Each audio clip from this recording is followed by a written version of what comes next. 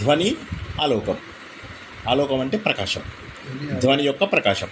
ఇవన్నిటి కూడా అలంకార శాస్త్రాలనే అంటారు. ఇప్పుడు మీరు కావ్య ప్రకాశం తీసుకున్నారు కదా, కావ్య ప్రకాశం కూడా అలంకార శాస్త్రాలు.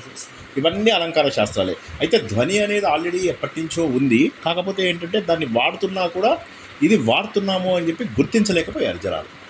గుర్తించలేక ఏమనుకున్నారు వాళ్ళు, ఇది మనకు ఉన్నటువంటి శబ్దము, అర్థము. అంటే మనం మాట్లాడితే వచ్చేటటువంటి శబ్దము, మనం మాట్లాడితే వచ్చేటటువంటి అర్థము, ఈ రెండింటిలోంచే అవతల వాడికి వచ్చేటటువంటి భావం తెలుస్తుంది అని చెప్పేసి అన్నారు. కాకపోతే అది మాత్రమే కాదు, చాలాసార్లు మనం వాటిని అర్థం చేసుకునే పద్ధతి అంటే ఇంటర్ప్రిటేషన్ మెథడ్ లోపల చాలా తేడాలు ఉంటాయి అని చెప్పి చెప్పినటువంటిది ఈయన యొక్క వాదన అన్నమాట. ముందేమనుకున్నారంటే జస్ట్ శబ్దము అర్థంతో చెప్పేస్తే చాలు అని చెప్పేసి, తర్వాత ఏంటి శబ్దము అర్థముతో పాటుగా ఇంకా ఏంటంటే స్పెషల్ లక్షణాలు, క్యారెక్టరిస్టిక్స్ అంటారు. లక్షణాలు అనేది సెకండ్ పోర్షన్. లాక్షణికం అంటారు దాన్ని. లాక్షణికం అంటే గుణము, క్యారెక్టర్. ఇప్పుడు గంగాయాం, ఘోష ఇవన్నీ క్యారెక్టర్స్లోకి వస్తాయి అన్నమాట. ఆ ఘోషలన్నీ క్యారెక్టర్స్లోకి వస్తాయి. అది సెకండ్ కాన్సెప్ట్. థర్డ్ కాన్సెప్ట్ ఏంటంటే పదాలు వేరు, దాని టోటల్ అర్థం వేరు. ఇప్పుడు చాలామంది ఏమనుకుంటారంటే ధ్వన్యాలోకం అంటే ధ్వని, వ్యంగ్యం ఉన్న ప్రతిదీ ధ్వని అంటున్నారు. కానీ కాదు. ధ్వని అంటే వ్యంగ్యము మాత్రమే అర్థం చేసుకోవడానికి రాసిన దాన్ని అంటారు ధ్వని అని. ఇప్పుడు ఫర్ ఎగ్జాంపుల్ మీరు అభిధాతో కూడా వ్యంగ్యం పుట్టించవచ్చు, లాక్షణికంతో కూడా వ్యంగ్యం పుట్టించవచ్చు. అభిధాలో వచ్చేది వ్యంగ్యం కాదు, మామూలు పదం వస్తుంది. అభిధాలోంచి కూడా వ్యంగ్యం వస్తుంది. ఉదాహరణకి మీరు శంఖచక్రౌ హరి, అశంఖచక్రౌ హరి, రామలక్ష్మణౌ అవన్నీ వచ్చాయి చూడండి మనం చదువుకున్నవి. అవన్నీ కూడా వ్యంగ్యాలే. వ్యంగ్యం అంటే ఏంటి? రెండవ మీనింగు. వ్యంగ్యం అంటే సెకండ్ మీనింగు ఉంది. ఒక మీనింగ్ ఉంది, రెండో మీనింగ్ కూడా ఉంది. కానీ అక్కడ క్లియర్గా మనము ఒకటో మీనింగ్ తీసుకోకుండా రెండో మీనింగే తీసుకుంటాం. రామలక్ష్మణవు అంటే సాహచర్య లక్షణం అక్కడ ఉండడంతో మనం ఏమనుకుంటాం, సాహచర్య బంధం ఉంది కాబట్టి అది రామలక్ష్మణులు అంటే పరశురాముడు కాదు, శ్రీరాముడు అని చెప్పేసి అనుకుంటాం. అదే రామార్జునుడు అంటే మనం ఏమనుకుంటాము, పరశురాముడు కార్తవీర్యార్జునుడు అని చెప్పేసి అనుకుంటాం. సో మనం అక్కడ పరిస్థితిని బట్టి అర్థం చేసుకుంటాం. అంటే వాటిని సందర్భంతో, దేశకాల పరిస్థితులతో, తర్వాత సాహచర్యంతో, విరోధంతో, ఇలా రకరకాలుగా కూడా అభిధాలోంచి కూడా వ్యంగ్యం ఉత్పత్తి అవుతుంది. కానీ ఈయన చెప్పేది ఏంటంటే అభిధా నుంచి కాదు, తర్వాత లాక్షణికం నుంచి కూడా వ్యంగ్యం ఉత్పత్తి, లాక్షణికం నుంచి కూడా వ్యంగ్యం ఉత్పత్తి, అదే లక్షణ క్యారెక్టరిస్టిక్స్ వల్ల. ఉదాహరణకి గంగాయాం ఘోష అనుకున్నట్లయితే గంగా యామ్ అంటే లో అని సప్తమి విభక్తి. సప్తమి. గంగంలో గొల్లపిల్ల లేదు కాబట్టి ఏం చేస్తారు, ఇప్పుడు నా ఇల్లు రామంతపూర్ రోడ్డు మీద ఉంది అంటాను. రోడ్డు మీద లేదు, నేను రైలు ప్లాట్ఫామ్ మీదకి వస్తుందంటే ప్లాట్ఫామ్ మీదకి రాదు, ప్లాట్ఫామ్ పక్కకు వస్తుంది. సో దాన్ని అర్థం, ఇప్పుడు అందులో మీనింగ్ అర్థం చేసుకున్నారు కాబట్టి అది కూడా వ్యంగ్యమే. That is also second meaning. మీరు వాచకముతో వచ్చేదాన్ని వాచ్యార్థం అంటాము. కరెక్ట్. అభిధా అది అభిధాకి ఎదురా లాక్షణిక వ్యాపారం. ఇప్పుడు రెండోది లాక్షణిక వ్యాపారం. అభిధా అంటే మొదటిది ఏది, రామలక్ష్మణవు అంటే కేవలం పదమే కానీ మనకు వెంటనే అర్థమైపోయింది రాముడు కాదు, రామలక్ష్మణులు అంటే వీళ్ళు త్రేతాయుగం వాళ్ళు, ద్వాపర యుగం వాళ్ళు కాదు అని చెప్పి మనం అర్థం చేసుకుంటాం, అనుకుంటాం. రాజు, కోతి, సింహం వీటన్నిటిని అనుకోం. అది అభిధాతో వచ్చే వ్యంగ్యం. దట్ ఈస్ నాట్ ఎ ధ్వని. రెండవది ఏంటి, కరెక్ట్ అది కావ్య ప్రకాశంది. దాన్ని మనం ధ్వన్యాలోకంతో కలపకూడదు. మీకు నేను ఎగ్జామ్ అంటే మీకు ఏంటంటే ఎగ్జామ్లో మీరు ఆన్సర్ రాసేటప్పుడు కలిపి కొట్టండి, మీరు ఎగ్జామ్లో ఆన్సర్ రాసేటప్పుడు కలిపి కొట్టండి. కానీ అసలు మీకు ధ్వని నేను అర్థం చేయించందే ధ్వన్యాలోకంలోకి తీసుకెళ్ళ బుద్ధి కావట్లేదు నాకు. అందుకని ఫస్ట్ నేను చెప్తున్నా, వ్యంగ్యము ధ్వని కాదు. సింపుల్. వ్యంగ్యం మాత్రమే నాకు కావాలంటే ధ్వని. వ్యంగ్యం ఎట్లా అయినా వస్తుంది. నేను మాట్లాడే జస్ట్ మాటని బట్టి ఆ మాట లోపల రామలక్ష్మణులు అనగానే ఓ శ్రీరామలక్ష్మణులు అనుకుంటాం, రామ అర్జునులు అంటే కార్తవీర్యార్జునుడు పరశురాముడు అనుకుంటాం. అది వాచక అర్థము, వాచకము ద్వారా వచ్చే వ్యంగ్యము. వాచక అర్థం ద్వారా, వాచ్యంలోంచి వచ్చే అర్థం ద్వారా వచ్చేటటువంటి వ్యంగ్యము. రెండవది ఏంటంటే లాక్షణిక వ్యంగ్యము. లాక్షణిక వ్యంగ్యం అంటే ఏంటంటే యాజ్ ఇట్ ఈజ్గా వాచక పదాన్ని తీసుకోరు. వాచకము అంటే మాట్లాడేదాన్ని వాచకము అంటారు, మాట్లాడేదాన్ని వాచకం. ఆ వాచకంతో వచ్చే అర్థాన్ని డైరెక్ట్గా తీసుకోకుండా కొద్దిగా మార్చారనుకోండి, అంటే మీరు ఉన్న పదానికి సంబంధం ఉండే ఒక వేరే పదమా వాడతారు. రోడ్డు మీద నా ఇల్లుంది అంటే రోడ్డు మీద లేదు, రోడ్డు పక్కన ఉంది. ప్లాట్ఫామ్ మీదకి వస్తుంది రైలు అంటే చచ్చిపోతాం అందరం ప్లాట్ఫామ్ మీదకి అంటే రైలు. సో ప్లాట్ఫామ్ పక్కకు వచ్చింది అనే మీనింగ్ అనమాట. సో ముందు అది అర్థం చేసుకోవాలి. అది అర్థం చేసుకుంటే తప్ప ధ్వని అర్థం. కాబట్టి అక్కడ వ్యంగ్యం ఉంది. వ్యంగ్యం అంటే అందరికీ అంటే ఇట్ ఆటోమేటికల్లీ అండర్స్టూడ్. ఇప్పుడు మీరు ఆ కుర్చీకి ఒక కాలు పోయింది అని నేను ఆర్ఎస్ఎస్ మీటింగ్కి వెళ్తే ఏం చెప్పారంటే ఆ కుర్చీకి కాలు పోయింది అన్నారు. కుర్చీకి కాలు పోయిందంటే కాళ్ళు ఎక్కడ ఉంటాయి దానికి? కానీ దాన్ని మనం ఒప్పేసుకుంటాం. దాన్ని లాక్షణికం అంటారు. ఆ కాలు పోయింది అనేదాన్ని, రోడ్డు మీద నా ఇల్లు ఉందనేదాన్ని, ప్లాట్ఫామ్ మీదకి రైలు వస్తుందనే దాన్ని ఏమంటారంటే రూఢి అంటారు. రూఢి అంటే ఏంటంటే రూఢి అంటే కరెక్ట్. రూఢి అంటే proof. You have been using it since long. So now the word has been used. సుత్తేస్తున్నావు అంటాడు.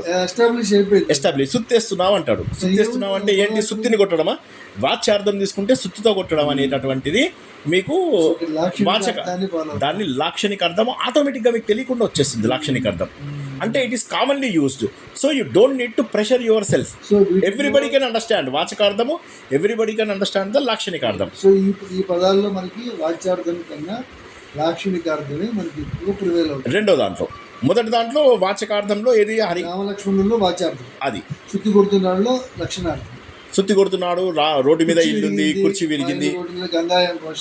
అలాగే ఇప్పుడు దర్భ అన్నాడు అనుకోండి. దర్భ అనేది ఎట్లా మన కుశాగ్ర అనుకున్నాం. కుశాగ్ర అంటే తెలివైన వాడు అనుకుంటారు. కానీ మన బుక్లో ఇచ్చిన ఎగ్జాంపుల్ అంటే కుశము అంటే గడ్డి. ఇప్పుడు మనం ఈవెన్ మనం వేసుకునే దర్భాసనం ఉంది కదా, రోజు సంధ్యావందనం చేస్తాం, దాన్ని కుశమనే అంటాం. సో ఆ కుశం అంటే దాన్ని కోయడానికి నైపుణ్యం కావాలి, లేకపోతే చెయ్యి కోసుకుపోతుంది. కరెక్ట్. కాబట్టి చాలా నైపుణ్యంతో కుయ్యాలి. కాబట్టి కుశాగ్రం అంటే చాలా తెలివైన వాడు అని మీనింగ్ అయిపోయింది అది. సో ఇప్పుడు కుశాగ్రం అంటే అందులో వ్యంగ్యము. సో అది రూఢి అయిపోయింది. దాన్ని రూఢి అంటారు. రూఢి అంటే మీనింగ్ ఏంటంటే ఇంగ్లీష్ లోపల ఎస్టాబ్లిష్డ్ ఫ్యాక్ట్. క్లియర్? మీకు లాక్షణికంకి వాచకానికి మీకు ఏ విధమైన అర్థం అనేది చాలా అయిపోయింది. ఇప్పుడు మూడోది ధ్వని అనేది ఏంటంటే ధ్వని ఈజ్ మెంట్ ఫర్ ఓన్లీ సహృదయులు. తీసుకొని ఆనందించాలి. సహృదయులు అంటే people who can understand the వ్యంగ్యం. వాడు ఇప్పుడు మీరు మిస్సమ్మ సినిమా చూస్తారు. మిస్సమ్మ సినిమా లోపల వాడు ఏమంటాడు? మిస్సమ్మ కాదు, గుండమ్మ కథలో వాడు వీళ్ళ ఆడపిల్లలకు పెళ్ళిళ్ళు కాకుండా వాళ్ళ మామ ట్రై చేస్తూ ఉంటాడు. ఒకడు తన పిల్లలకి ఇచ్చి పెళ్లి చేద్దాం అనుకుంటాడు. గుండమ్మకి 2 ఆడపిల్లలు ఉంటారు. వాళ్ళకి పెళ్ళిళ్ళు కాకుండా ట్రై చేద్దాం అనుకుంటూ ఉంటాడు అనమాట. చేస్తూ ఉంటే ఏమవుతుంది, వాడు అంటాడు అయితే ఊళ్ళో ఇంకోటి ఏం చేస్తానంటే వీడి సంగతి తెలిసి వచ్చి నేను వేరే వాళ్ళని తీసుకొస్తున్నాను, నీకు పెళ్లి కొడుకులు, చక్కటి పెళ్లి కొడుకులు అంటే వాడు షాక్ అవుతాడు. అన్నీ చెప్పావంటే అన్నీ చెప్పాను, నీ గురించి కూడా చెప్పాను అంటాడు. అది వ్యంగ్యం. అది ధ్వని. అంటే ఏంటంటే అక్కడ వాడికి అర్థమైంది, వీడికి అర్థమైంది, గుండమ్మకి అర్థం కాలేదు. అది లక్షణార్థం కాదు, ధ్వని అయింది. అది ధ్వనిలో వచ్చే వ్యంగ్యం అన్నమాట. అది ధ్వనిలో వచ్చేటటువంటి వ్యంగ్యము. ధ్వనిలో ఎందుకు వచ్చింది ఇక్కడ వ్యంగ్యం? లక్షణం అంటే రూఢి. రూఢి అంటే మీరు దాన్ని మార్చాలి ఒక పదమైన. సౌహృదయుడికి అంటే అక్కడ ఇంటెండెడ్ పర్సన్. సౌహృదయుడు అంటే మంచాడని కాకుండా అర్థం చేసుకునే వ్యక్తి. అర్థం చేసుకునే వ్యక్తి. ఇప్పుడు ఫర్ ఎగ్జాంపుల్ మనము కృష్ణమూర్తి గారి ఇంటి లోపల మనము ఇది చదువుతున్నాం, దాన్ని ఏమంటారు, విష్ణు సహస్రనామం చదువుతున్నాం. అందులో ఏమైంది, శ్రీ ధృతి అని వచ్చింది. రాగానే నేను శ్రీలతో ఒకరినొకరిని చూసుకుని నవ్వుకున్నాం. మిగతా వాళ్ళకి ఎవరికీ అర్థం కాలేదు, మా ఇద్దరికీ అర్థమైంది. అవునా? ఆ తర్వాత ఏమైంది, మీరు తర్వాత ఇంకొక ఆయన శాస్త్రి అని ఉండేవారు. మీ ఇద్దరు కలిసి ఓ దేవదేవి పాడేవాళ్ళు. పాడగానే మాకు నవ్వు ఆపుకోలేకపోయే వాళ్ళం. ఒక్కొక్కసారి ఏ శ్రీలతో మాట్లాడుకునే వాళ్ళం కాదు, అయినా కూడా మీ ఇంటి అక్కడ దానికి వచ్చేవాళ్ళం. వచ్చి ఇద్దరు ఒకరినొకరిని చూసుకుని నవ్వుకునే వాళ్ళం. ఎందుకంటే వాళ్ళ స్టార్ట్ చేశారు, రెండు స్పీకర్లు అనేవాళ్ళం మీ ఇద్దరిని. సో అట్లా అది వ్యంగ్యం.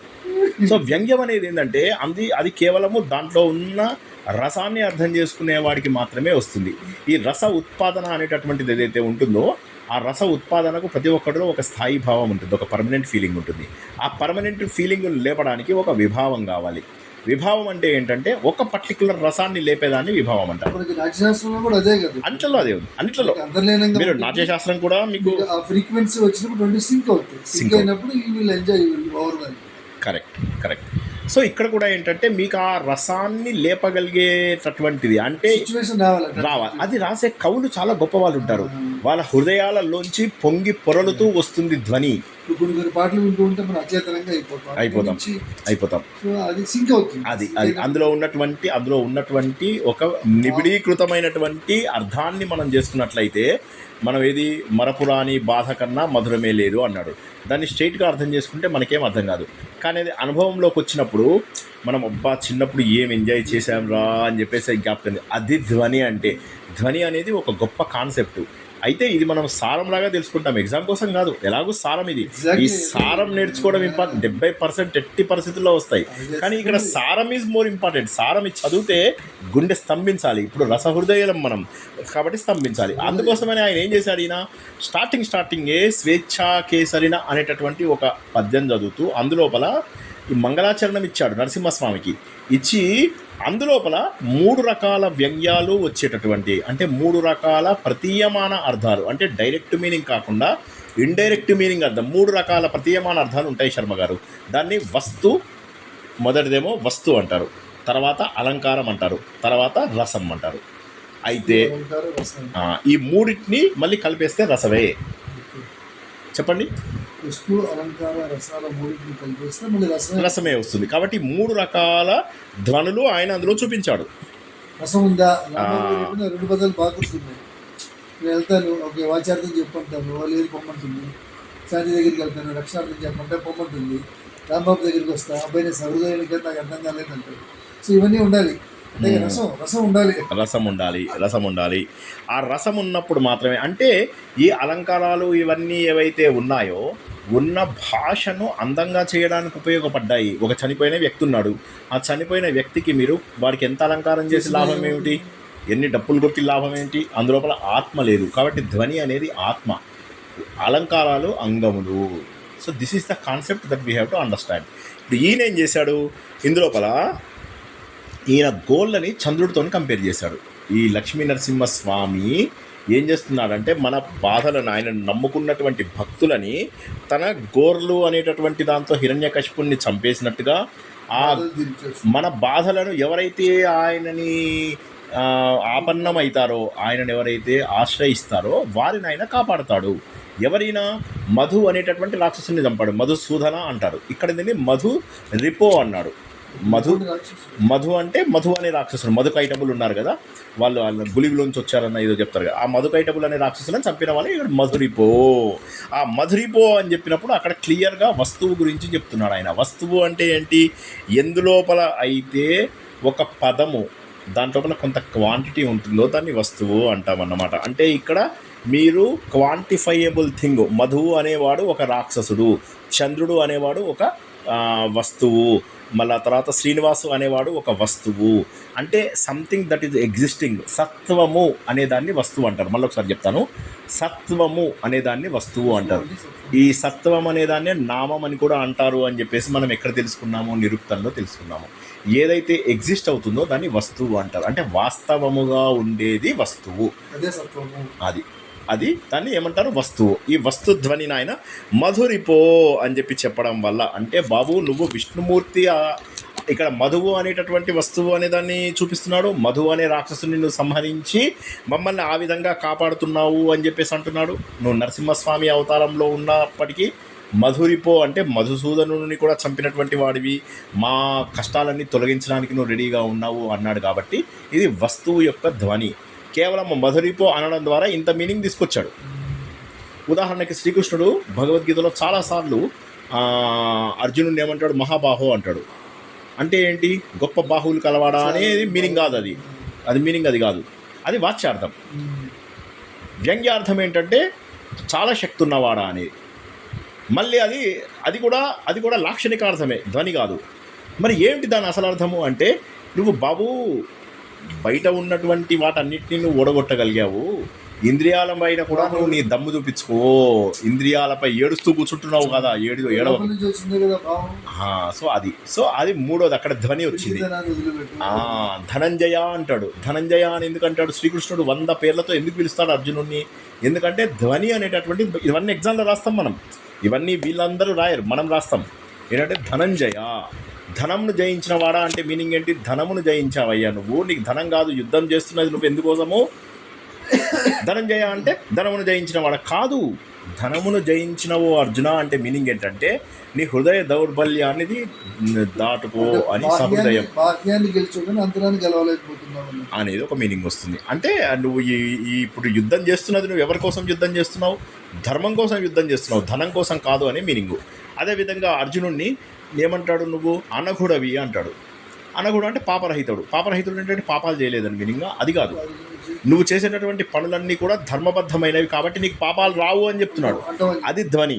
నేను మీకు ధ్వనిని ఎక్స్ప్లెయిన్ చేయడానికి ఇక్కడ వస్తు ధ్వని మీకు ఎగ్జాంపుల్ చెప్తున్నా. ఇప్పుడు నేను చెప్పిన వాటన్నింటినీ కూడా ఏమంటారు? వస్తు ధ్వని అని చెప్పేసి అంటారు. మరి ఇందులో అలంకార ధ్వని ఎక్కడుంది? మరి అలంకారాలలో కూడా ధ్వని ఉండాలి. ఇక్కడ వ్యతిరేక అలంకారం అని చెప్పేసి ఒకదాన్ని ఆయన ప్రూఫ్గా తీసుకున్నాడు. వ్యతిరేక అలంకారం అంటే ఏమిటి? వ్యతిరేక అలంకారం అంటే ఏంటంటే మీరు చంద్రుడిలాగా ఉన్నారు అంటే మీరు చంద్రుడు సమానం, కానీ మీరు చంద్రుడి కంటే చంద్రుడి కంటే చంద్రుడిలో మచ్చ ఉంది కానీ మీరు మచ్చ కూడా లేదు అంటే మిమ్మల్ని గొప్పగా చెప్తున్నా. అంటే ఏంటంటే మీరు ఏం చేస్తున్నారంటే ఉపమానం కంటే ఉపమేయంని పెంచుతున్నాడు. ఈయన ఏం చేస్తున్నాడు? తన గోర్లను చూసి చంద్రుడు అసూయపడుతున్నాడు అని చెప్పాడు. ఆ గోర్లు అంత బాగా ఉన్నాయి, అవి గోర్ల పట్టి గోర్లు ఉండడంతో ఈ గోర్ల యొక్క వెలుతురుని బాలచంద్రుడితో పోలుస్తున్నాడు అంటే ఏంటి? చంద్రుడి కంటే కూడా ఈ గోర్లు చాలా గొప్పగా మెరుస్తున్నాయి అంటే ఏంటి? ఉపమానము కంటే ఉపమేయము గొప్పగా ఉంది. సో ఇది వ్యతిరేక అలంకారం. ఇప్పుడు మీకు అలంకార ధ్వనిని మీకు అర్థం చేయించా, వస్తు ధ్వనిని అర్థం చేయించా. మరి ఇందులో రసం ఎక్కడుంది? రసం ఏది? రసం అంటే something that you have to understand. రసం ఏముంది ఇందులోపల? రసం అంటే ఏంటి? రసం అంటే మనకు తెలిసినటువంటి నవరసాల లోపల ఇందులోపల ఆయన వీరుడుగా చూపించడము కాదు, ఆయన వీరుడుగా చూపించడం అంటే మనకు ఎప్పుడు సిద్ధంగా ఉంటాడు, కాపాడడానికి ఎప్పుడూ సిద్ధంగా ఉంటాడు. ఆయన తన సొంత నిర్ణయంతో ఈ రూపాన్ని ధరించి తన గోర్లతో మన కష్టాలని తొలగించడానికి ఎప్పుడూ ఉద్యుక్తుడై ఉంటాడు అంటే అది వీర రసానికి ఎప్పుడు కూడా ఉత్సాహం అనే కరుణ అంటే శోకం ఉండాలి మీకు. స్థాయి నేను ఇందాకే మీకు చెప్పాను, స్థాయి భావం ఏది లేపుతున్నారు మీరు? స్థాయి భావంని లేపడానికి ఒక విభావాన్ని వాడాలి శర్మ గారు. ఆ విభావాలు ఎలాంటివి ఉంటాయి? విప్రలంబ విభావం అని, ఆ తర్వాత ఆలంబన విభావం ఉంటాయన్నమాట. ఆలంబన, విప్రలంబ. ఆలంబన అంటే ఏంటంటే మీకు ఒక సపోర్ట్ ఉండాలి. ఇప్పుడు ఇక్కడ ఈయన ఆలంబనం ఏముంది? ఇక్కడ మీకు ఇది మనం నేర్పిస్తున్నది అది కాదు. ఇప్పుడు మనం నేర్పిస్తున్నది ఏంటి? రసం లోపల ఈయనకి ఏముంది? ఇక్కడ ఉత్సాహాన్ని చూపిస్తున్నాడు. ఆయన ఇప్పుడు రెడీగా ఉంటాడు అని చెప్తున్నాడు. He's always ready. వీరరసానికి ఎప్పుడు కూడా మీరు ఉత్సాహంగా ఉండాలి. అదే కదా మీకు అక్కడ స్థాయిభావం. అంతేనా? కరెక్ట్గా చెప్పానా? వీరరసానికి ఏంటి స్థాయిభావం? ఉత్సాహంగా ఉండడమే అనుకుంటా. ఉల్లాసంగా ఉండడమే స్థాయిభావం. అది ఇప్పుడు మీకు శాంతికి మీకు మొదటి నుంచి వద్దాం. రతి ఈ శృంగారం, హాస్యము, భయానికంకి భయము, భీభత్సానికి జుగుప్స, తర్వాత శోకము కరుణ, రౌద్రానికి క్రోధము. సో వీరరసానికి ఉత్సాహం. సో కాబట్టి ఆ ఉత్సాహానికి ఆయన రెడీగా ఉన్నాడు. He is always ready. ఉత్సాహంగా ఉన్నాడు, కాపాడడానికి ఉద్యుక్తుడై ఉన్నాడు అని చెప్పేసి చెప్తున్నాడు ఆయన తన గోర్లో. సో ఇప్పుడు ఈయన ఏం చేస్తున్నాడు అంటే ధ్వని అనేది చెప్పేది ఇన్ని వందల పేజీల దాన్ని ఒక్క శ్లోకంలో చెప్పేశాడు. రసం అనేది ఉత్సాహం. ఇప్పుడు ఈయన రసధ్వని చూపించాడు, అలంకార ధ్వని చూపించాడు. తర్వాత మొదటిదేంటి? అలంకార ధ్వని, వస్తుధ్వని. వస్తువు అంటే ఏంది? ఒక ఆబ్జెక్ట్. వస్తువు అంటే మీనింగ్ ఇంగ్లీష్లో కూడా ఆబ్జెక్ట్. ఆ ఆబ్జెక్ట్ ఏం చూపించాడు? మధు. అంటే you need to have a proof. ప్రాపర్గా నువ్వు కళ్ళ ముందు కనిపించాలి. మధు అనేటటువంటి రాక్షసుని చంపాడు, అది ప్రూఫ్. శ్రీనివాస ఆఫీస్కి వెళ్ళాడు, శ్రీనివాస్ అనేవాడు ఆబ్జెక్టు. ఆ రాజు కత్తి పట్టుకుని వచ్చాడు, దట్ ఈజ్ అన్ ఆబ్జెక్ట్. చంద్రుడు ఆకాశంలో కనిపించాడు, అవయవాలు లేని ఆబ్జెక్టు. రాజు రోడ్డు మీదకి వెళ్తున్నాడు, అవయవాలు ఉన్న ఆబ్జెక్టు. మీరు అలంకారాలలో నేర్చుకున్నవన్నీ ఇక్కడ మనకు రివైజ్ అయ్యాయి. ఇది ఆయన మొట్టమొదటిసారిగా చెప్పాడు. చెప్పి ఏం లాభం? ఈ ధ్వని నేర్చుకుంటే ఏం లాభం? ఏం ఒరుగుతుంది? ఈ ధ్వని అనేటటువంటి దానికి అనుబంధ చతుష్టయం ఇచ్చాడు ఆయన. అనుబంధ చతుష్టయం అంటే మనకు తెలుసు ఉండాలి. కరెక్ట్. యజమాని అంటే ఎవరు? యజమాని అంటే ఎవరైతే నేర్చుకుంటాడో వాడికి ఏం లాభం, ఏం ప్రయోజనం ఉంది, అండ్ చెప్పేవాడికి చేసేవాడికి ఏం సంబంధం ఉంది, టాపిక్ ఏంటి? అసలు టాపిక్ ఏదో ఒక టాపిక్ ఉండాలి కదా. ఆ టాపిక్ ఏంటి?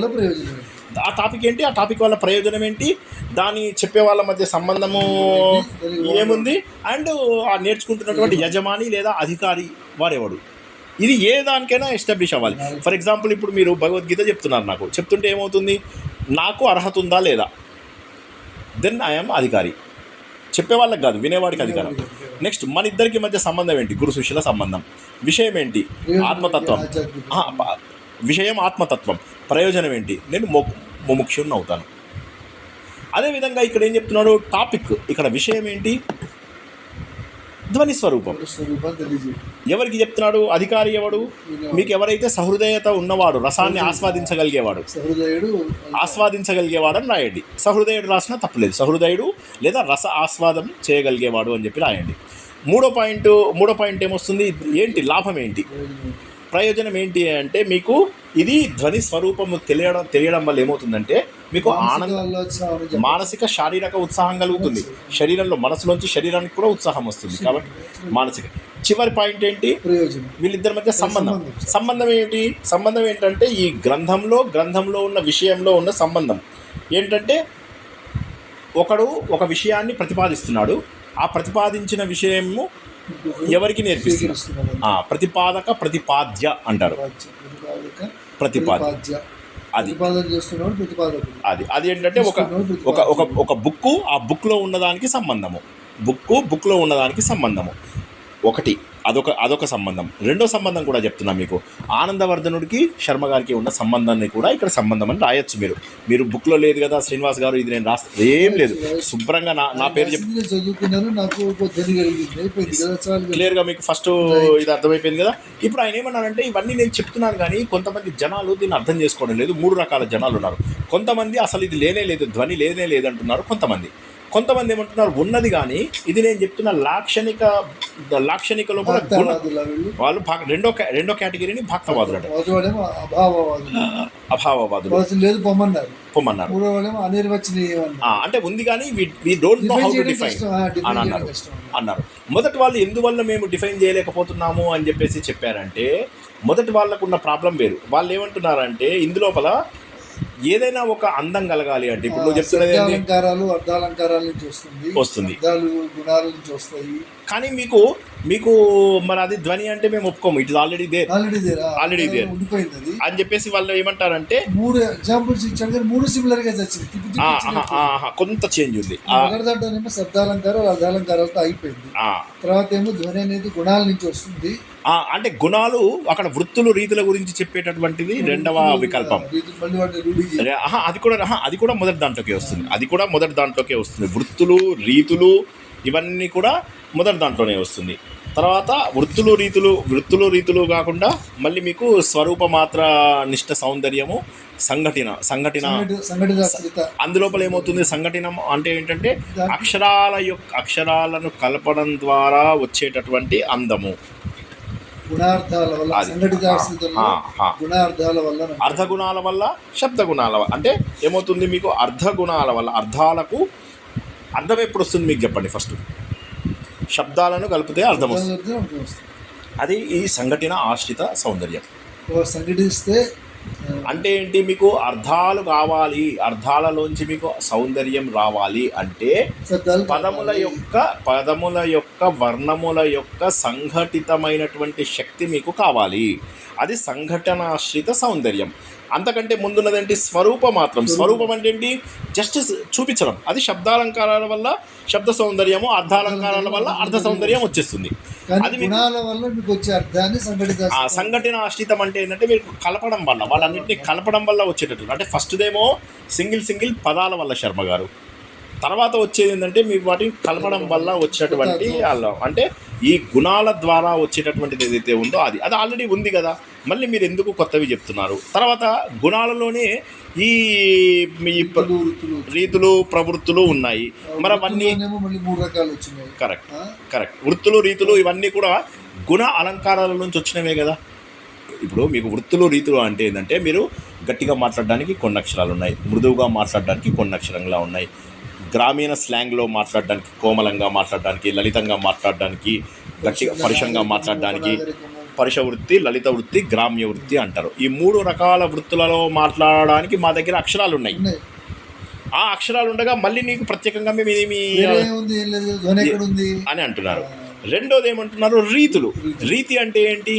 వాడి రీతి ఇంతేరా అంటారు. రీతి అంటే ఏంటి? పద్ధతి అన్నట్టు. రీతి అంటే పద్ధతి. ఆ రీతులు ఏంటంటే గౌడ, వైదర్భ, పాంచాల రీతి అంటారు. ఈ గౌడ, వైదర్భ, పాంచాల దాంట్లో కూడా పరుషం ఇవే వస్తాయి, మళ్ళీ ఇవే వస్తాయి. మళ్ళీ అంటే కోమటి తీసుకుంటాం. రీతి అంటే ప్రాంతానికి సంబంధించినటువంటి దానినేమో రీతి అంటారు. వృత్తి అంటేనేమో వాళ్ళు భాషని ఏ విధంగానైతే మనం వృత్తి అంటే వ్యాపారం శర్మ గారు. వృత్తి అంటే వ్యాపారం. వ్యాపారం అంటే వాట్ యు డూ.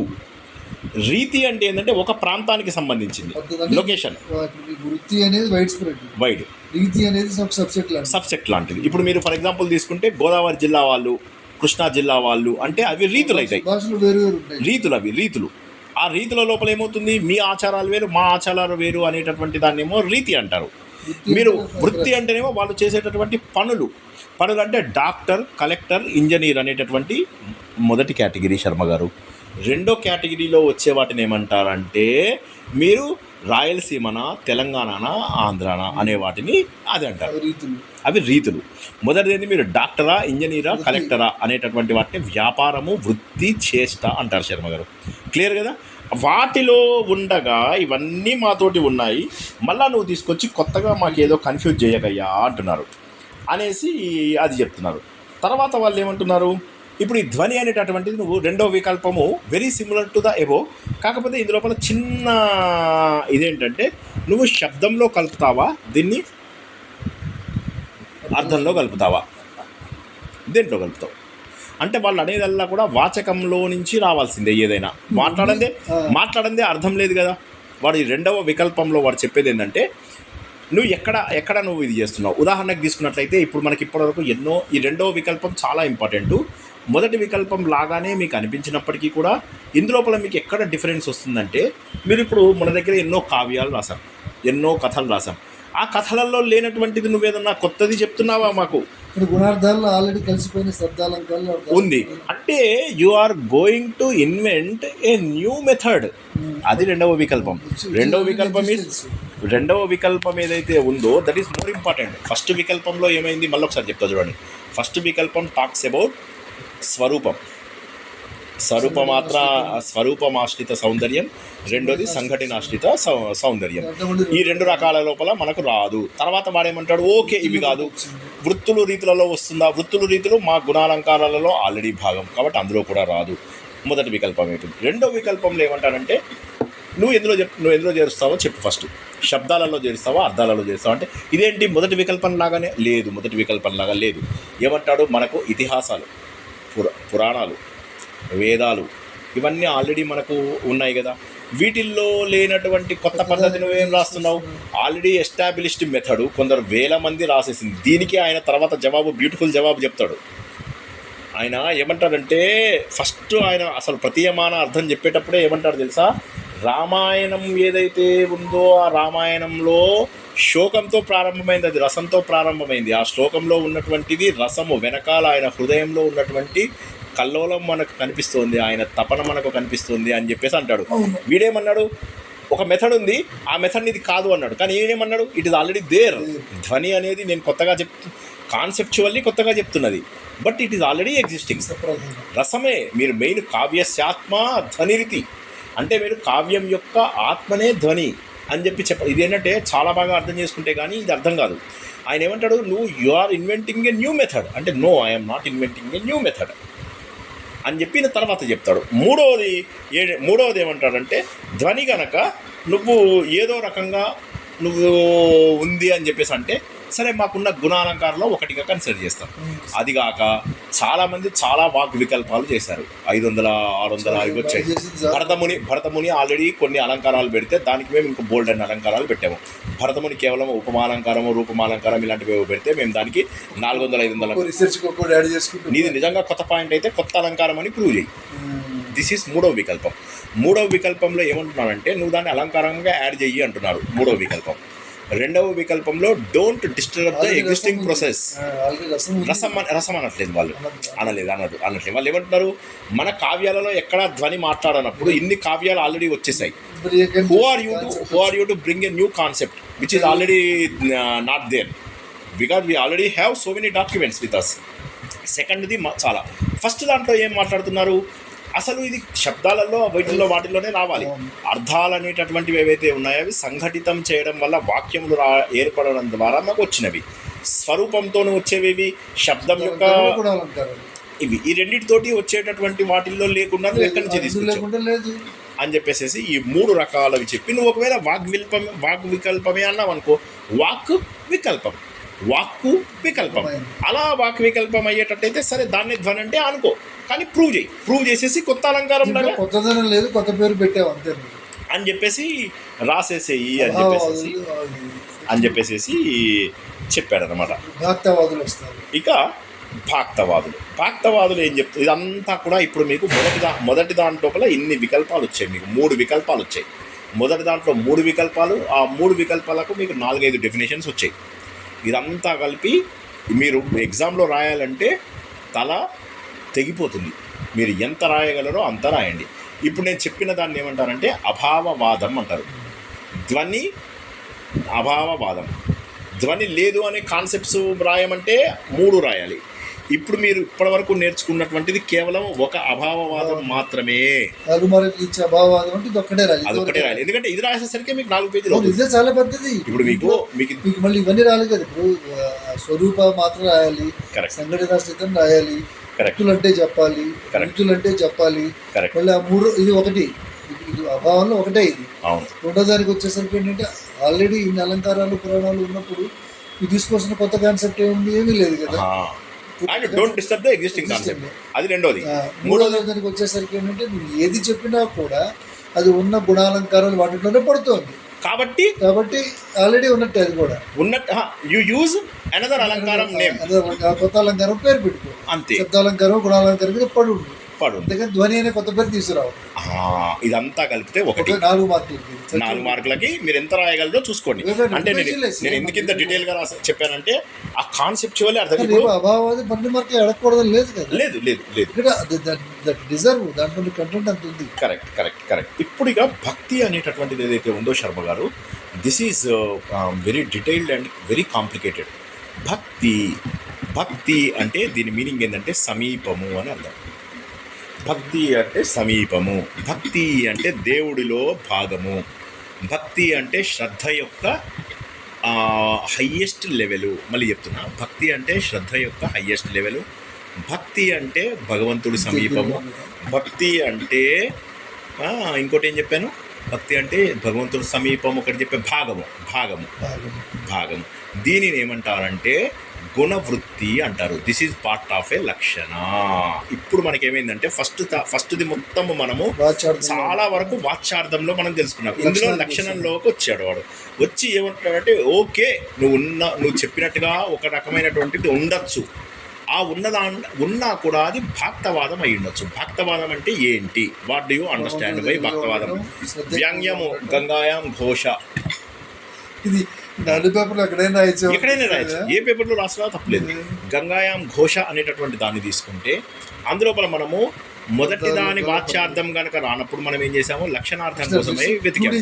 కాబట్టి అదే భక్తము రూఢి చేసుకున్నాం. అదే ధ్వని.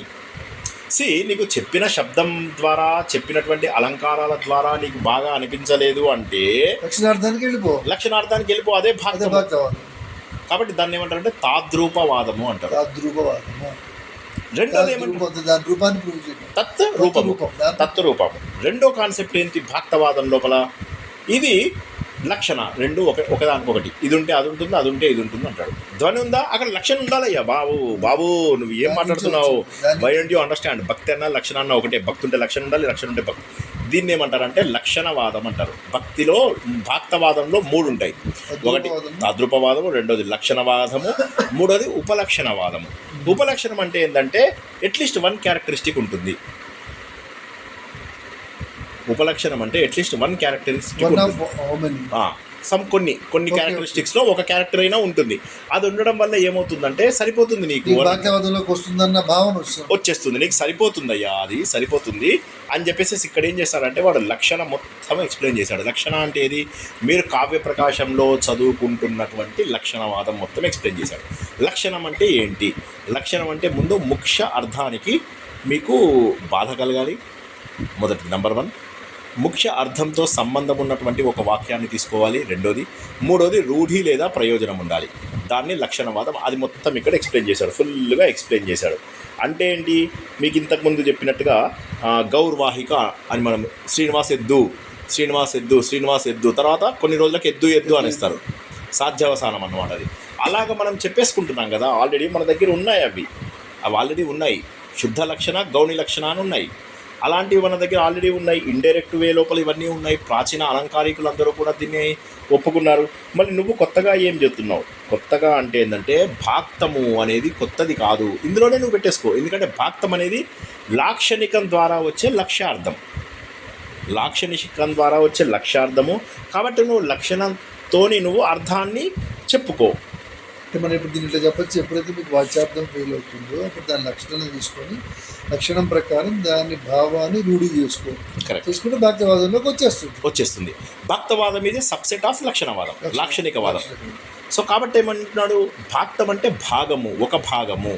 భాక్తం అంటే లక్ష్యార్థము, ఒక భాగము, సమీపము, భక్తి యొక్క శ్రద్ధ యొక్క హయ్యెస్ట్ లెవెల్. కాబట్టి ఇవన్నీ కూడా మనకు ఉన్నాయి. నువ్వు ప్రయోజనము కూడా ఉంది ఇందు లోపల, అన్నీ ఉన్నాయి. కాబట్టి ఏంటంటే నీకు ఇందు లోపల ఏదైతే ఉందో, ఇప్పుడు ఫర్ ఎగ్జాంపుల్ నువ్వు వాడు సింహంలాగా ఉన్నాడు అంటే వాడికి గోర్లు సింహంలాగా ఉన్నాయని కాదు, వాడు గట్టిగా ఉంటాడు. మోడీ సింహంలాగా ఉన్నాడు అంటే మోడీ ముఖం సింహంలాగా ఉందనో మోడీ గోర్లు సింహంలాగా ఉన్నాయనో కాదు, అతని తత్వం సింహంలాగా ఉంది. దీన్ని భాక్తము అంటారు. భాక్తము అంటే ఒక లక్షణము. కాబట్టి లక్షణమే ధ్వని అనేది రెండవ వాదం. ఒకటేమో తాద్రూపం, ఇది అది సేమ్. రెండవది లక్షణికం, అంటే ఇందులో లక్షణం ఉన్న దగ్గర వ్యంగ్యం ఉంది, వ్యంగ్యం ఉన్న దగ్గర లక్షణం. ఎందుకంటే లక్షణం వచ్చిందే వ్యంగ్యం కోసం అయ్యా బాబు, వై డోంట్ యూ అండర్స్టాండ్.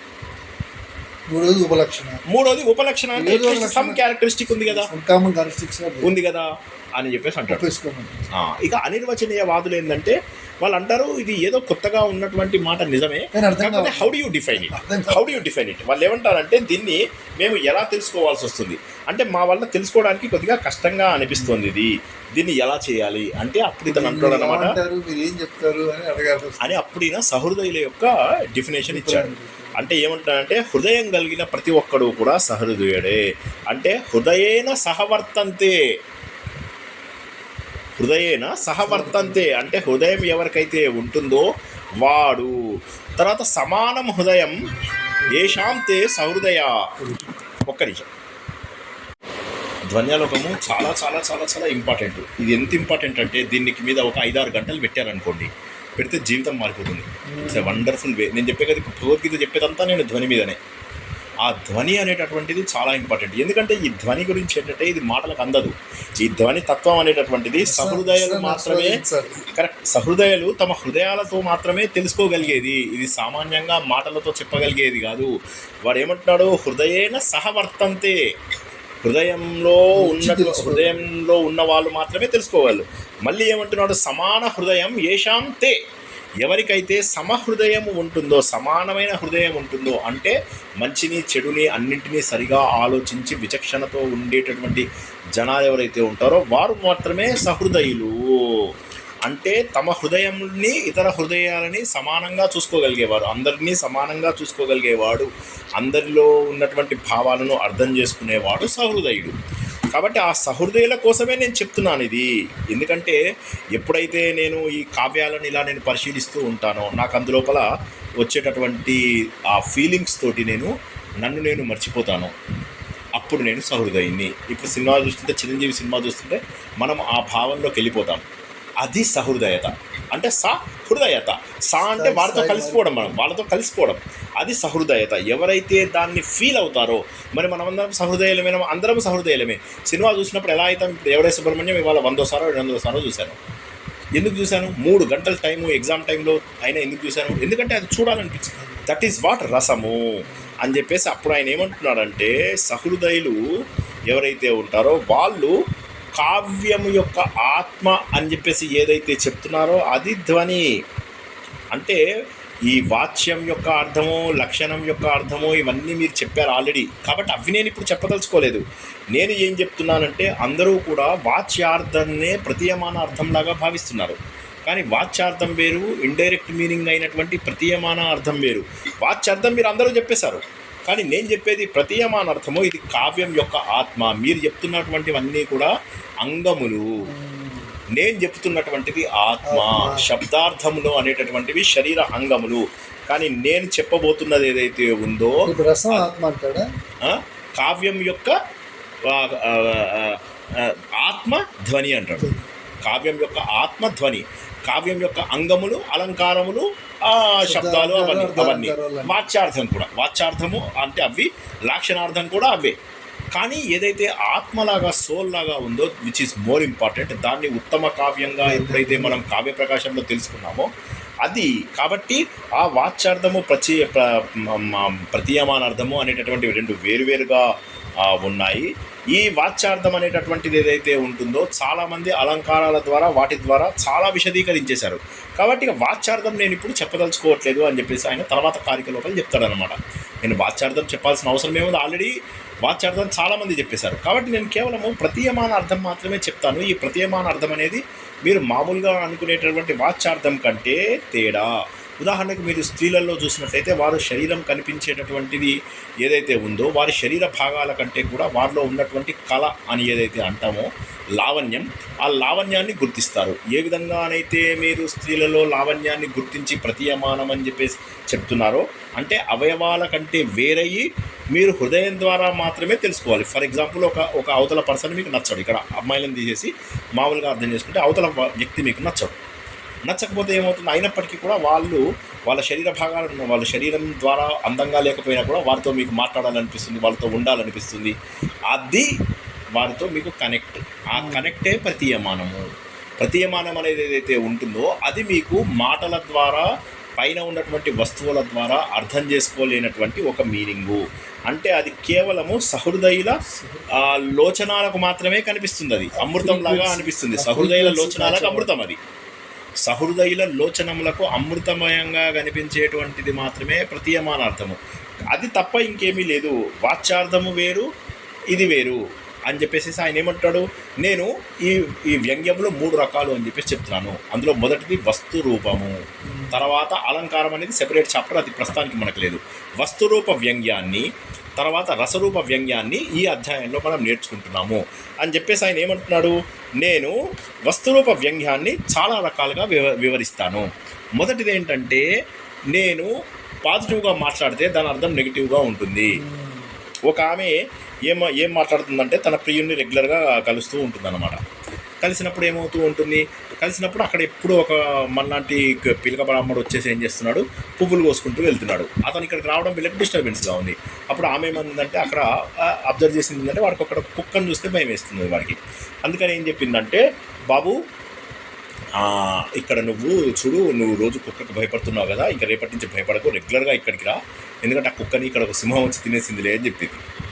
వాడు కుక్కకే భయపడ్డాడు, సింహాలకి భయపడతాడు కదా, ఆబ్వియస్లీ పడ్డాడు. సో ఇక్కడ ఏమైంది, మీరు చెప్పే మాట పాజిటివ్గా ఉంది కానీ రిజల్ట్ నెగిటివ్గా ఉంది. దీన్ని ఏమంటారంటే క్వచిత్ వాచ్యే విధి రూపే ప్రతిషేధ రూప. విధి రూపే అంటే పాజిటివ్, కానీ వచ్చేటటువంటి రిజల్ట్ ఎలా ఉంది, ప్రతిషేధ రూపము. విధి రూపే ప్రతిషేధ రూపము. క్వచిత్ వాచ్యే విధి రూపే ప్రతిషేధ రూప అని చెప్పేసి చెప్తున్నాడు అన్నమాట. క్వచిత్ వాచ్యే విధి రూపే ప్రతిషేధ రూపే. ఇప్పుడు ఇందులోపల ఏమవుతుంది, వాచ్యార్థం మీకు ఏం తెలుస్తుంది, ఇందులోపల వాచ్యార్థం డైరెక్ట్గా తీసుకుంటే ఏం తెలుస్తుంది మీకు, రండి తప్పకుండా రండి, రేపటి నుంచి మీరేమి భయపడకండి అని వాచ్యార్థం వస్తుంది. కానీ వ్యంగ్యార్థం ఏమని వస్తుంది,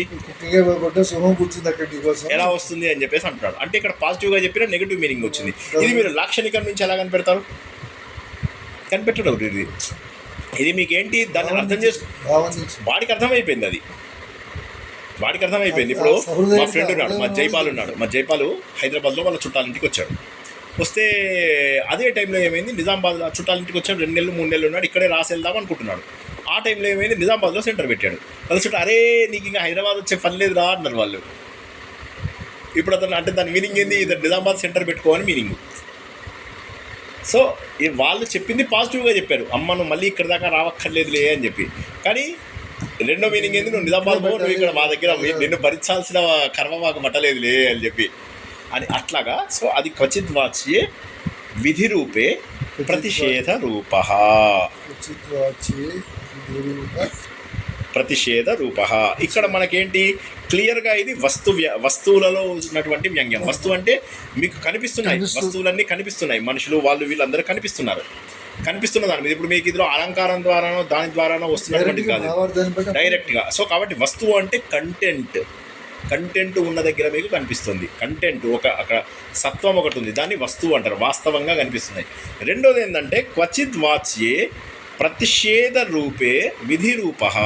క్వచిత్ వాచ్యే ప్రతిషేధ రూపే విధి రూప.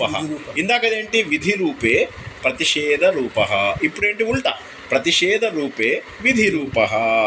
ఇందులోపల ఏమంటోంది, ఆ భర్త ఊర్లో లేడు, ఇంటికి బాటసారి వచ్చాడు, అతని మీద మనసు ఉన్నటువంటి ఒక అమ్మాయి అంటుంది అన్నమాట, అరే నేను ఇక్కడ పడుకుంటాను, నువ్వు వచ్చి మా పక్కల మీద పడద్దు అని చెప్పేసి. అంటే దాని మీనింగ్ ఏంటి, నైట్ నేను ఇక్కడ పడుకుంటాను అన్న మీనింగ్ వచ్చేది అనమాట. అంటే దీనివల్ల ఏంటి, వాచ్యార్థమేమో ఇక్కడ వచ్చి పడకు అన్నటువంటి మీనింగ్. కానీ వ్యంగ్యార్థం ఏమవుతుందంటే ఇక్కడికి రా అన్నట్టుగా మీనింగ్ వచ్చిందనమాట. సో మూడోది ఏంటంటే క్వచిత్ వాచ్యే విధి రూపే అనుభయ రూప అన్న ఉభయ నా ప్లస్ ఉభయ. కామన్ క్వచిత్ వాచ్యే విధి రూప వరకు కామన్. విధి రూపే లేదు, రెండో దానికి ప్రతిషేధ రూపే వచ్చింది. విధి రూపే ప్రతిషేధ రూపే విధి రూప. మూడోదేంటి విధి రూపే అనుభయ రూప. అనుభయ అంటే ఏంటి, అనుభయం అంటే ఏంటి, నా ప్లస్ ఉభయ అంటే పాజిటివ్ కాదు నెగిటివ్ కాదు.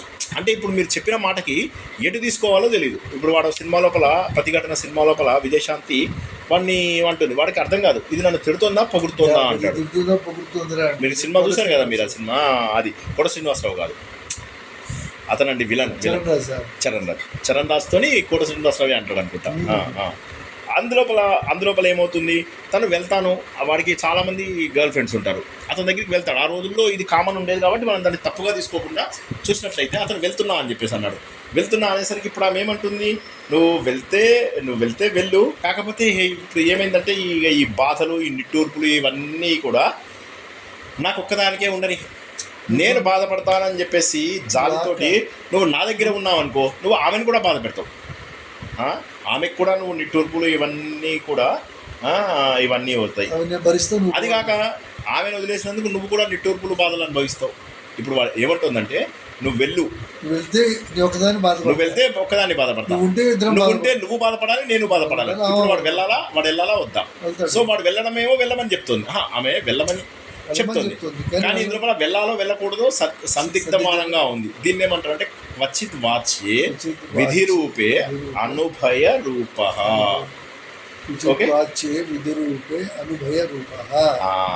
సో ఇప్పుడు నా తర్వాత ఏమైంది, నాలుగోది ఏమైందంటే క్వచిత్ వాచ్యే 6 ఉన్నాయి 5 ఉన్నాయి. సో ఇది అయిపోయింది, ఇది అయిపోతే మీకు వస్తురూపం అయిపోయినట్టే. తర్వాత అలంకారం అయిపోయింది, తర్వాత లాస్ట్ దాంట్లోకి, తర్వాత దట్స్ ఇట్. తర్వాత మనం ఎలా ఖండిస్తామనేది మీకు చాలా బ్యూటిఫుల్గా చెప్తాను నేను. ఎలా ఖండించాలి, మీరు మరి వాళ్ళందరినీ ఖండించాలి కదా, భాక్తం కాదు అది కాదు, అది చాలా బ్యూటిఫుల్గా చెప్తా. మీరు ఇది చూసుకోండి.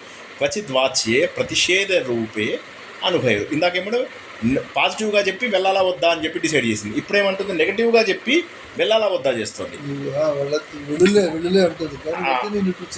ఇప్పుడు ఏమంటుందంటే, ఇప్పుడు వీడి ఇంటి లోపల వాడు ఏం చేస్తున్నాడంటే ఒక మరి సేమ్ ఎప్పట్లాగానే ఒక లీడర్ ఎవడో ఉంటాడు, వాడు తన గర్ల్ ఫ్రెండ్ ఇంటికి వచ్చాడు. వచ్చిన తర్వాత ఏమవుతుందంటే అప్పుడు ఇంకొక పేరుతో పిలుస్తాడన్నమాట. అంటే ఈమెను ఈ పేరుతో పిలవకుండా ఇంకో పేరుతో పిలుస్తున్నప్పుడు ఆమెకి అర్థమవుతుంది అనమాట, వీడేంటి నన్ను వేరే దాన్ని అనుకుని దీనికి వచ్చాడు అని తెలిసిపోతుంది. తెలిసిపోయి అప్పుడు ఆమె వెళ్ళడానికి రెడీ అవుతుంది. అప్పుడు వాడేం చేస్తాడు, సరే నువ్వు వెళ్తే వెళ్ళు, నువ్వు వెళ్ళడం వల్ల నేను ఎలాగో ఆగను, అక్కడ ఆమె దగ్గరికి కూడా నేను వెళ్ళే అవకాశము ఉంది, నువ్వు ఇక్కడ ఉంటే కనీసం నేను ఉండే అవకాశం ఉంది అన్నట్టుగా చెప్తున్నాడు. ఇప్పుడు ఆమె వెళ్ళాలా వద్దా? ఇప్పుడు వీడు చెప్పేదేమో వెళ్ళమని చెప్తున్నాడు, ఇప్పుడు వెళ్ళమని చెప్తున్నాడు ఆమెకి, ఇప్పుడు వెళ్ళమని చెప్తున్నాడు. ఇప్పుడు వెళ్ళాలా వద్దా ఆమె? దీన్ని మనం ఎగ్జాక్ట్లీ వాళ్ళు చెప్పిన ఉదాహరణే కాకుండా మన దీని ప్రకారం మీరు ఆలోచిస్తే వాడు ఇప్పుడు ఆమె వెళ్ళమన్నాడు, వెళ్ళిపోలే, నువ్వు వెళ్ళాక నేను అటు వెళ్తే అప్పుడు ఏం చేస్తావు, లేదా నువ్వు అంటే అప్పుడు ఏంటి నువ్వు బాధ ఎలాగో పడతావు, నేను అక్కడికి వెళ్ళకుండా ఆమెను బాధ పెట్టను అంటాడు. అప్పుడు ఏమవుతుంది? నేను ఆగను అని చెప్తున్నా, ఆగనని. ఇప్పుడు అప్పుడు ఏమవుతుంది? ఆమె ఇక్కడ ఉంటే కనీసం నేను వీటిని ఉంచవచ్చు అన్నట్టు ఉంటుంది. వెళ్ళు అంటున్నాడు. నువ్వు వెళ్ళు అంటే వాడు వెళ్ళమనే ఉంది, వాడి ఉద్దేశం వెళ్ళమనే ఉంది. కానీ వాడు ఉండమని కూడా చెప్పచ్చు. వాడు ఇక్కడికి వచ్చిందే ఈమెను కలవడానికి, వాడు ఉండమని చెప్పాలి. కానీ ఇప్పుడు ఆమెను ఏం చెప్తున్నాడు? సరేలే నువ్వు వెళ్ళు అంటున్నాడు. కానీ వెళ్ళు అని చెప్పడం ద్వారా ఆమెకు సందిగ్ధ మానం వచ్చింది. ఏంది? ఇప్పుడు నువ్వు వెళ్ళడం, ఇప్పుడు నువ్వు వెళ్తే వేరే ఆడవాళ్ళకు కూడా నువ్వు వెళ్ళిపోతే వెళ్ళిపో, నువ్వు ఉండడం వల్ల వేరే ఆడవాళ్ళకు ఆశాభంగం కలిగిస్తున్నావు అంటాడు. ఇప్పుడు ఆమె వెళ్ళాలా వద్దా? భంగం చేసుకొని భంగం చేయాలని ఆలోచించాలి. ఇప్పుడు అంటే ఇక్కడ డెసిషన్ తీసుకోలేనటువంటి సిచ్యువేషన్. నువ్వు వెళ్ళులే, నేను వాడు ఫుల్గా ఎంజాయ్ చేస్తాము, లేదా నువ్వు వెళ్ళు వాళ్ళకు కూడా నేను భంగం చేస్తాను. విధిరూప అనుభయానికి ఆపోజిట్, ఎగ్జాక్ట్లీ ఆపోజిట్. వెళ్ళమని చెప్తున్నాడు ఈసారి. వెళ్ళు, దానివల్ల ఏమవుతుందంటే ఏమి నాకు లాభమేమి జరగదు, వేరే ఆడవాళ్ళకు కూడా నువ్వు బాధ పెట్టిన దాని అవుతావు అంటాడు. అయితే ఇక్కడ ఏమవుతుంది? వీడు ఆమెకి క్లియర్గా తెలుసు ఆమె వెళ్ళిపోతే వీడు వెళ్ళిపోతాడని. అట్లా అని చెప్పి ఉండడానికి ఆమె ఇష్టం లేదు, వాడి పేరుతో పిలిచాడు. కాబట్టి ఇది ఏంటంటే డెసిషను చాలా తప్పింది. వాడు వేరే వాళ్ళ కోసం వచ్చి తన కోసం ఆగాడు అనేటటువంటిది ఒక ప్రాబ్లం. అయితే రెండో ప్రాబ్లం ఏంటంటే తను వెళ్ళిపోతే వాడు ఇంకో దగ్గరికి వెళ్ళిపోతాడు. సో ఇప్పుడు ఆమె ఉండాలా వెళ్ళాలా అనేటటువంటిది తెలియదు, కానీ వాడు వెళ్ళమనే చెప్తున్నాడు. వెళ్ళమని చెప్పినా కూడా అనుభయ రూపమైంది అనేటటువంటిది నాలుగోది. క్వచిద్వాచ్యే ప్రతిషేధ రూపే అనుభయ రూప అనేటటువంటిది. చివరిది ఏంటంటే క్వచిద్వాచ్యాద్ విభిన్న విషయత్వేన వ్యవస్థాపిత. దీని మీనింగ్ ఏంటంటే ఒక్కొక్క చోట వ్యంగ్యం ఎలా ఉంటుందంటే వాచ్యం కంటే కూడా డిఫరెంట్ జనాలని తెలియాలని చెప్తుందన్నమాట. ఇప్పుడు ఏమంటున్నాడంటే ఒక అమ్మాయికి ఒక సంబంధం వల్ల దానికి పెదవులకి ఏదో అయిందన్నమాట. అవగానే అప్పుడు ఏమైందంటే దాని మరి ఇది చూసినటువంటి ప్రియుడు ఏమనుకుంటాడు? అరే దీనికి ఇది అయింది అని అనుకుంటాడు. అందుకోసం ఏమంటాడంటే నువ్వు వద్దంటే చెప్తుంటే వినకుండా తొమ్మిద ఏదో పువ్వు వేయడానికి వెళ్ళావు, అక్కడ కోసుకుంటుందని చెప్తున్నా కూడా వినకుండా ఇది అయ్యేది కదా, దాన్ని చూసి అతను ఏమనుకుంటాడు చెప్పు అని అంటుంది. దీనివల్ల మూడు నాలుగు అర్థాలు తీసుకోవచ్చు మీరు. ఒకటేంటంటే నంబర్ 1 ఆమె కాపాడింది, నంబర్ 1. నంబర్ 2 ఈ లోపల ఎన్ని వ్యంగ్యాలు వచ్చాయంటే ఆమెకు హీరోయిన్కి తెలుసు, ఎవరు ఆ సఖి యొక్క దూతి చెప్తోంది మాట, నువ్వు వెళ్ళొద్దంటే కూడా అక్కడికి వెళ్ళావు అని చెప్పి కాపాడింది. రెండోది ఏంటంటే వీడు ఏమనుకుంటాడు, అలా నిజంగా అలాగే జరిగిందేమో అనుకుంటున్నాడు వీడేమనుకుంటు నిజంగా. మూడోదేమో హీరోయిన్ దాన్ని చూసి థ్యాంక్ యూ వెరీ మచ్ అని చెప్పి చెప్తుంది. హీరోయిన్ ఏమో థ్యాంక్ యూ వెరీ మచ్ చెప్తుంది, దూతి ఏమో ఈసారి కాపాడాని ఇంకోసారి చేయకు అంటుంది. హీరో ఏమో అమ్మయ్య బాగానే ఉందిలే, ఏదో పాపం జరిగింది, మామూలుగా జరిగింది అంటున్నాడు, వాడికి అనుమానం రాదు. సో ఈ విధంగా ఏమైందంటే ఏ విధంగా అంటే ఎవరికి కూడా హాని లేకుండా ఇక్కడ వాచ్యార్థం వేరు, వ్యంగ్యార్థము 3 రకాలుగా తీసుకొచ్చారు. ఎవరి రసాలు ఎవరి ఫీలింగ్స్ ఎఫెక్ట్ కాలేదు, హట్టు కాకుండా చెప్పింది. ఇవి 5 రకాల ఇవి మనము నేర్చుకున్నాం అన్నమాట.